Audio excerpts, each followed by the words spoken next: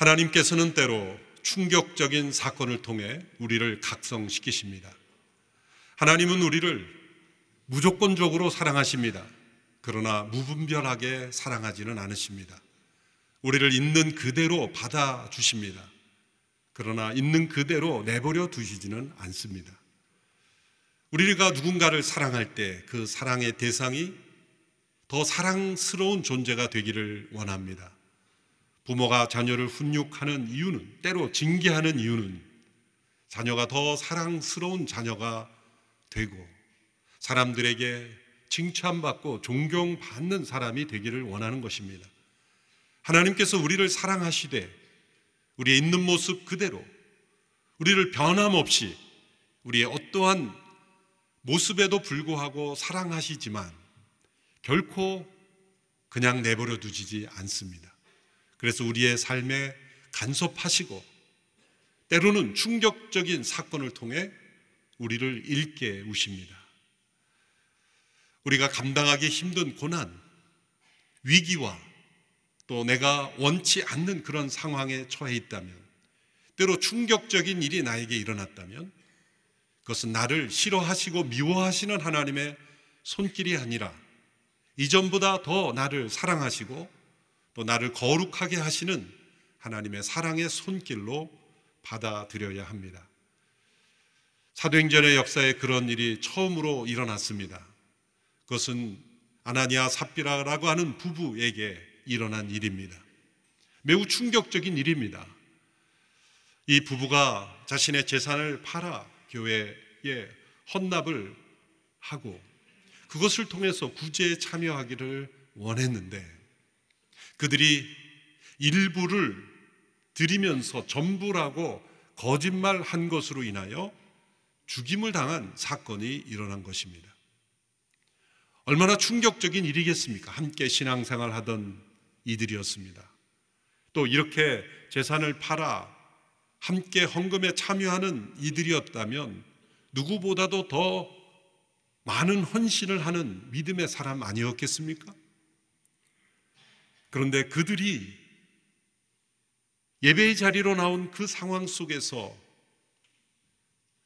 충격적인 죽음을 맞이한 것은 초대교회에 엄청난 충격을 가져다 준 것입니다. 어떤 의미에서 보면 하나님께서 너무 심하게 다룬 것이 아닌가라는 생각을 할 수도 있습니다. 우리 마음속에 때로는 자신을 더 돋보이고 싶어 하는 마음, 또 부풀리고 싶은 마음, 인정받고 싶은 마음, 사람을 의식하는 그런 마음이 조금씩 죄인된 인간에게 있을 터인데 어떻게 이 두 부부를 이렇게 심하게 다루실 수 있을까라는 생각을 하게 되기도 합니다. 그러나 우리가 기억할 것은 하나님께서 모든 경우에 이렇게 다루시지는 않는다는 겁니다.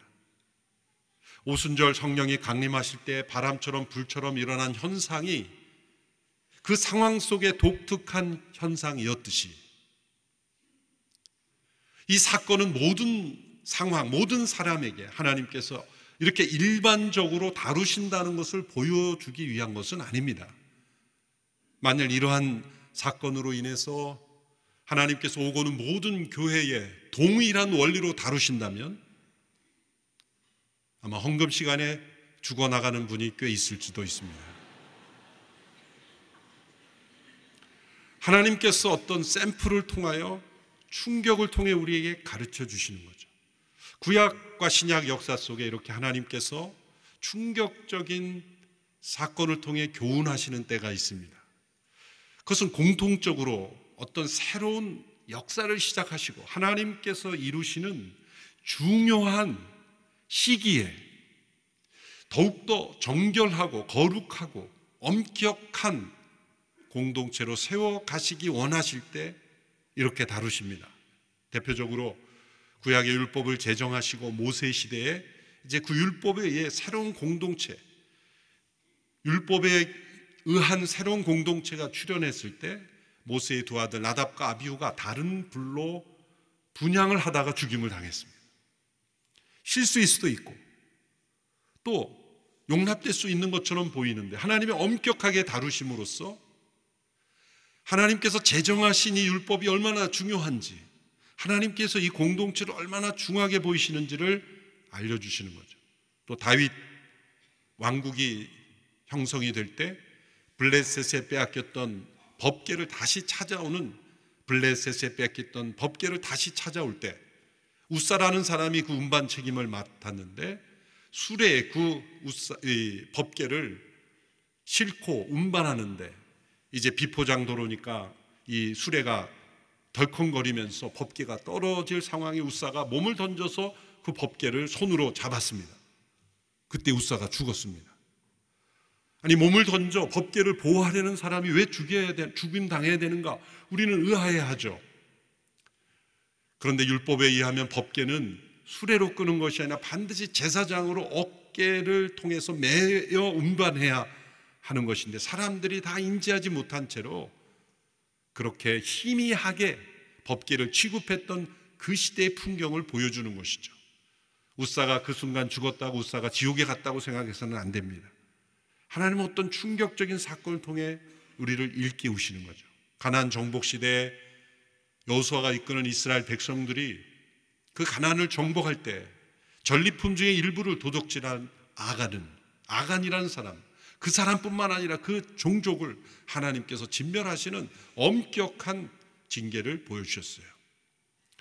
이렇게 우리가 생각하는 것보다 훨씬 더 강하게 엄격하게 다루시는 것은 그만큼 그 시대가 중요하다는 것이고 그 공동체가 중요하다는 것이고 하나님께서 원하시는 거룩함이 더 중요하다는 것을 보여주기 위해서입니다.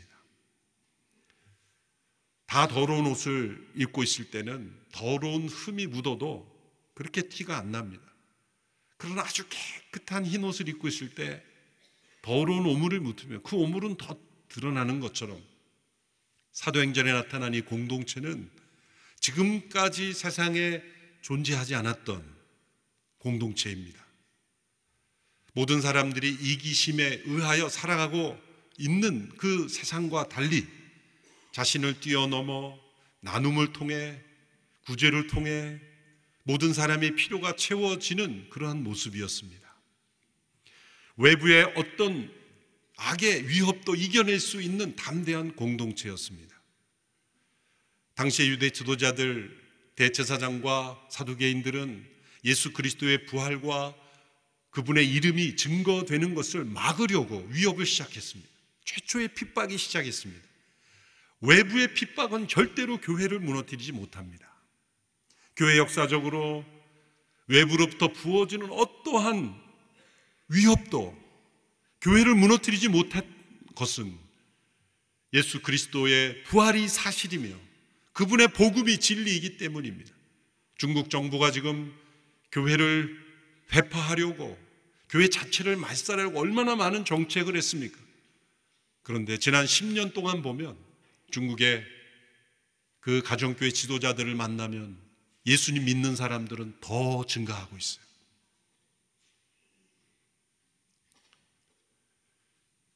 전 세계에서 가장 많은 예수 믿는 사람들이 있는 나라는 중국입니다. 아이러니한 일이죠. 그처럼 조직적으로 핍박과 박해의 수준의 그런 압력이 주어지면 사라져야 될 텐데 왜 사라지지 않는 것입니까? 진실은 가둘 수 없으며 진리는 억압받을수록 더 큰 영향력을 미치기 때문이죠. 초대교회에 일어난 외부의 압력은 절대로 그 공동체를 무너뜨릴 수가 없었고 로마 제국의 핍박이 주후 2, 3세기에 엄청나게 주어짐으로 인하여 역설적으로 예수 그리스도를 믿는 이들은 더 증가했습니다. 그러나 중요한 것은 내부의 위협입니다. 하나님께서 이 부부의 사건을 심각하게 다루신 것은 주님의 몸된 공동체의 위기는 외부로부터 오는 것이 아니라 내부에 스며든 아주 작은 죄, 리더십의 위선, 교만, 불필요한 경쟁, 이기심, 이 모든 숨겨진 죄악들이 오히려 더 큰 위험이기 때문에 하나님께서는 이 아나니아 삽비라의 문제를 아주 심각하게 여기고 다루신 것입니다. 아나니아 삽비라는 왜 이런 일을 했을까? 조금 더 자세히 내용을 살펴보겠습니다. 오늘 본문 1절 2절의 말씀을 우리 같이 읽어보겠습니다. 시작. 아나니아라는 사람은 그의 아내 삽비라와 함께 재산을 팔았습니다. 그는 그 돈의 일부를 떼어 자기 것으로 숨겨두고는 나머지를 사도들의 발 앞에 가져와 바쳤습니다. 그의 아내도 이 사실을 다 알고 있었습니다. 부부가 함께 의논하여 재산을 팔아 교회 공동체에 바친 것입니다. 이것은 사도행전 4장에 나오는 이 공동체의 전체 흐름을 배경으로 한 것입니다. 예루살렘에는 종의 신분을 가진 이들이 많았고 또 가난한 이들이 많았기 때문에 그들을 구제하기 위한 자발적인 나눔의 모습이 있었습니다. 그것은 사유재산을 부정하는 공유재산 제도를 시행했다는 것이 아닙니다. 각자의 재산이 있지만 자기 것이라 여기지 않고 때를 따라서 이렇게 자신의 재산을 처분하여 가난한 이들을 돕는 이 자발적인 나눔의 모습이 있었다는 겁니다.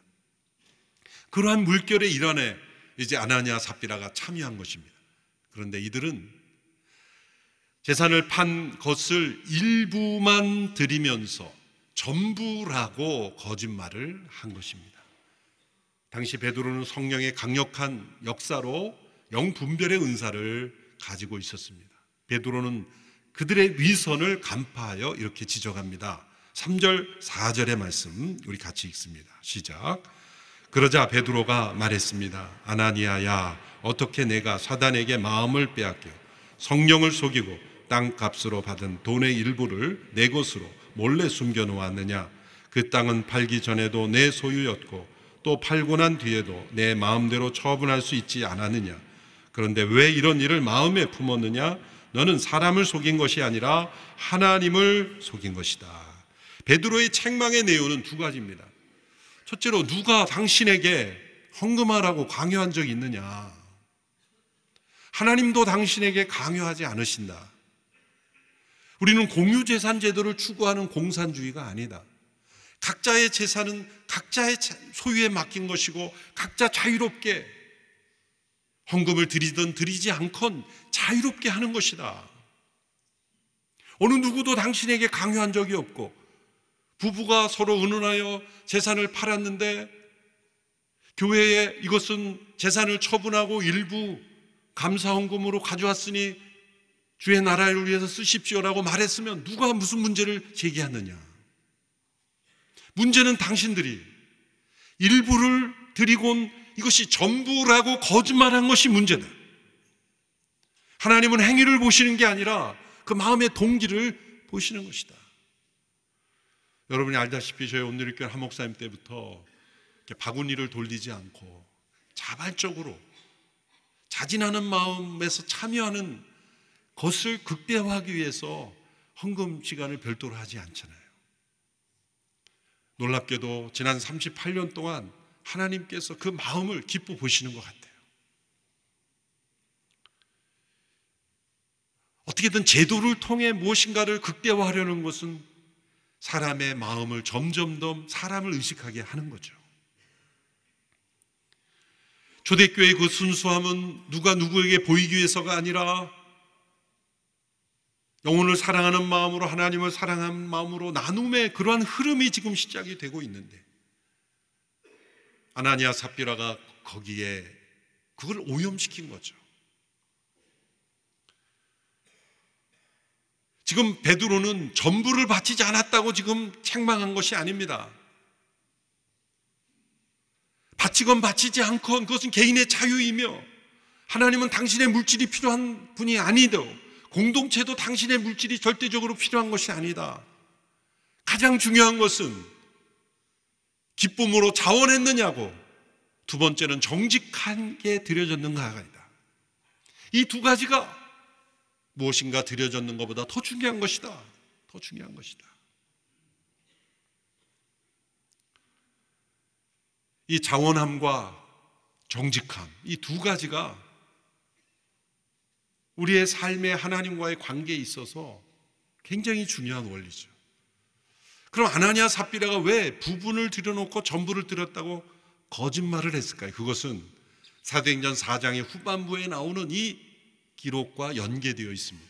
우리가 지난주에 살펴본 사도행전 공동체의 그 나눔과 섬김의 공동체의 모습, 마지막에 바나바라는 인물이 나왔습니다. 사람들이 그를 위로의 아들이라 별명을 붙인 것은 그의 섬김과 나눔을 통해 많은 사람에게 영향을 미쳤기 때문입니다. 근데 이 바나바라는 사람과 기록과 이어서 아나니아 삽비라 기록이 나오는 것은 사도행전을 기록한 누가가 두 부류를 대조하고 있는 겁니다. 성경의 장절을 다시 구분하라고 한다면 전 5장 11절까지를 4장에 붙여서 바나바와 아나니아 삽비라를 대조하도록 했으면 더 뚜렷한 대조가 났을 것이라고 생각합니다. 그러니까 아나니아 삽비라가 왜 이런 일을 했는가? 지금 바나바의 영향력이 커지고 있거든요. 바나바는 정말 순수한 사람이었고 기쁨으로 드렸고 그로 인해 많은 이들이 위로를 받았습니다. 그리고 영적인 존경을 받았습니다. 여러분, 사람들의 존경은 나를 존경해 달라고 부르짖는다고 오는 것이 아닙니다. 누군가 존경받거나 받지 않고 다 사람들의 마음속에 이미 알고 있습니다. 그 사람이 얼마나 진실하고 정직하고 의로운지를 사람들이 인지할 때 우러나오는 거죠. 바나바에 대한 평가는 이미 사람들에게 깊은 존경으로 우러나왔어요. 얼마나 사람들에게 위로가 되었으면 위로의 아들이라는 별명이 붙여졌겠습니까? 아나니아 삽비라는 그 바나바가 받는 존경을 질투한 겁니다. 우리가 가만히 있다가는 성도들이 다 바나바만을 존경하겠구나, 우리가 점점 설당이 없어지는 것 아니냐, 우리도 이 초대교회 같이 시작한 그래도 개척 멤버인데 점점점 우리가 영향력이 없어지겠구나, 인간적인 그런 생각으로 우리도 다 바친 사람이 되어야 바나바처럼 영향력 있는 사람들이 되겠구나라는 생각을 가지게 된 거죠. 그래서 부분을 바쳐놓고 전부를 바쳤다는 거짓말을 해야만 했던 겁니다. 그것은 위선이죠. 교만이죠. 거짓입니다. 그것은 너무나 불필요한 일이지만 사람들이 갖고자 하는 명예, 또 사람들로부터 받고자 하는 존경을 거짓을 동원해서 만들어내고자 하는 사단적인 생각이었던 거예요. 여러분, 우리는 겉으로 볼 때는 좋은 행동을 하면서도 속은 사단적인 의도를 가질 수가 있습니다. 우리는 아주 선한 행위를 하면서도 악한 동기를 가질 수 있는 존재라는 것을 기억해야 합니다. 아나니아 삽비라가 바로 그러한 모습이었습니다. 그래서 아나니아 삽비라는 이런 일을 행하게 된 거예요. 그것을 하나님이 필터링 하신 겁니다. 성령의 은사를 가진 베드로를 통해. 왜 이런 일을 행하였느냐? 내 마음대로 그냥 해도 되는 것, 안 내도 되는 것을 내면서 거짓말을 더해서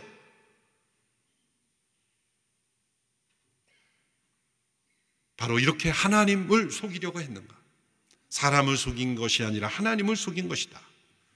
이렇게 책망하였을 때 베드로가 엎드러져 죽게 되었어요. 아나니아가 엎드려서 죽게 되었어요. 갑자기 베드로를 돌아가시게 해서 천국에 계신 베드로께 사과드립니다. 세 시간 후에 삽비라가 왔어요. 베드로는 남편에게 일어난 일을 말하지 않았습니다. 의도적으로 기회를 준 거죠. 당신들의 땅을 판 값이 이게 전부냐 물어봤을 때 그렇습니다. 똑같은 거짓말을 했죠. 말을 맞췄기 때문이죠. 베드로가 물어본 것은 기회를 준 것인데 그 기회를 잃어버렸어요. 그래서 같은 길을 가게 됐죠. 여러분, 이러한 사건을 통해 하나님께서 초대교회에 어떤 교훈을 주고 또 오늘 우리에게 어떤 교훈을 주고자 원하십니까? 첫째로 하나님께서는 이 일을 통해 초대교회가 하나님을 더욱 두려워하며 사단의 역사에 대해 경각심을 가지도록 하신 것입니다.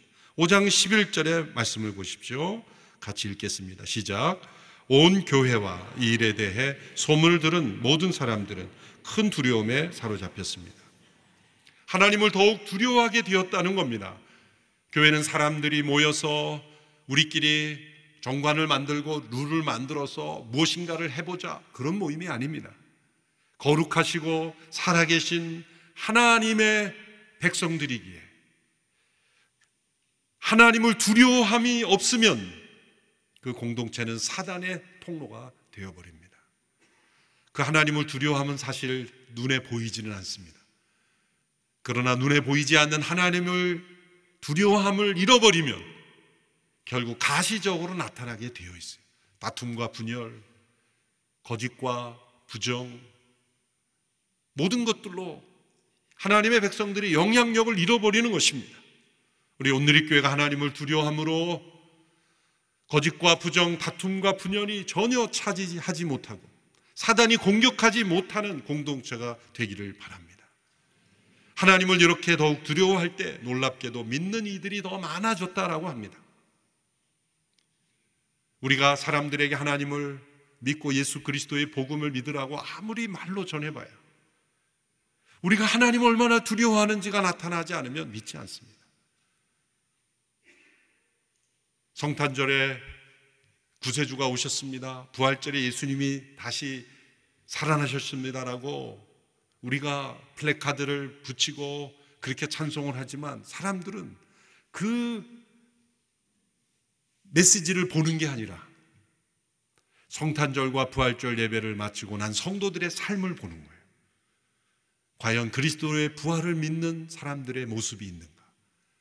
성탄을 경외심으로 맞이하는 사람들의 모습이 있는가? 예수님의 오심과 부활을, 십자가 부활을 과연 믿고 살아가는 성도들의 모습인가를 사람들은 보는 겁니다.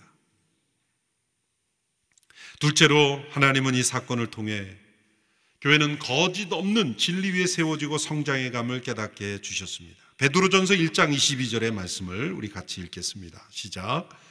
여러분은 진리에 순종함으로 여러분의 영혼을 깨끗하게 해 거짓 없이 형제를 사랑하기에 이르렀으니 정결한 마음으로 서로 깊이 사랑하십시오. 이게 깊이 사랑하라, 형제를 사랑하는 말 앞에 진리를 순종하는 거짓 없이를 강조합니다. 거짓 없는 믿음, 진리에 순종하는 믿음이 사랑보다 앞서야 합니다. 대개 우리가 서로 사랑할 때 그 사랑에 의해 무너지는 까닭은 거짓이 숨어들었기 때문입니다. 세상에 사랑의 홍수가 나 있습니다. 노래를 들어보고 영화, 드라마, 곳곳의 문학작품에 다 사랑이라는 단어, 주제가 없으면 뭐 문화가 존재할 수 없을 정도죠. 사랑의 홍수 시대입니다. 그러나 여전히 사람들이 목말라는 것은 사랑입니다. 왜일까요? 홍수가 나면 곳곳에 물이 넘쳐납니다. 홍수라는 건 물이 넘쳐난다는 것이죠. 그런데 홍수 때 가장 필요한 게 뭡니까? 먹을 수 있는 깨끗한 물이에요. 이 사랑의 홍수 시대에 사람들이 굶주린 것은 그냥 사랑이 아니라 거짓 없는 사랑, 진리를 따르는 사랑, 그 사랑이 우리 가운데 필요한 거죠. 주님의 몸된 교회가 세상에 보여줄 수 있는 그런 거짓 없는 사랑의 공동체가 되어야 한다는 걸 말씀했어요. 세 번째는 하나님께서 이 사건을 통해 아나니아 삽비라에게 또 다른 형태의 사랑과 은혜를 베풀어 주셨습니다. 죽음이라는 것이 가혹해 보이지만 어쩌면 이 세상에 오래오래 살면서 사단의 통로가 되고 거짓과 부정의 통로가 됨으로써 공동체를 깨트리고 악을 깨트리는 인생을 오래 살 바에 하나님께서 하루라도 더 빨리 데려가심으로 그가 더 오래 악에 거하지 않게 하시는 것이 그 사람의 영혼을 위한 은혜일 수 있다는 거예요. 그런데 아나니아 삽비라가 지옥에 갔다고 그렇게 단정해서는 안 돼요. 그들이 초대교회 일원이 되었고 그랬기 때문에 저는 영원한 죽음에서는 피할 길을 얻었다, 저는 그렇게 생각을 해요. 그러나 그 영혼을 빨리 데려가심으로써 하나님께서 아나니아 삽비라를 악으로부터 더 오염되지 않도록 가룟 유다처럼 그렇게 악에 완전히 사단의 포로가 된 인생이 되지 않도록 하시기 위해서 아나니아 삽비라에게 은혜를 베푸셨다고 생각을 합니다. 우리는 건강하게 오래 살기를 원합니다. 하나님께서도 성경에 건강하게 오래 사는 걸 복이라고 분명 말씀하셨어요. 그러나 다른 한편의 기도가 우리에게 있어야 합니다. 하나님, 제가 때로 악에 빠지고 사단의 포로가 되어서 오래 살려고 할 때는 하나님, 저를 빨리 데려가 주십시오. 그런 기도도 같이 해야지. 그냥 오래 살기만을 위해 기도하는 인생이 아니라 깨끗하고 정결하게 살기를 원하는 기도의 제목이 우리에게 있어야 될 줄로 믿습니다. 아나니아 삽비라의 죽음이라는 충격적인 사건, 그것은 우리 안에 들어온 작은 위선이, 작은 거짓이 얼마나 하나님이 중하게 보시는가를 보여주는 사건이었습니다. 어쩌면 나만이 아는 일, 우리만이 아는 일이라고 생각할지 모르지만 하나님은 모르시는 것이 없습니다. 우리 안고 일어섬을 하시며 우리의 모든 생각까지도 다 헤아리시는 하나님 앞에서 거룩하고 정결한 삶으로 우리가 믿음의 삶을 살아가게 되기를 축원합니다.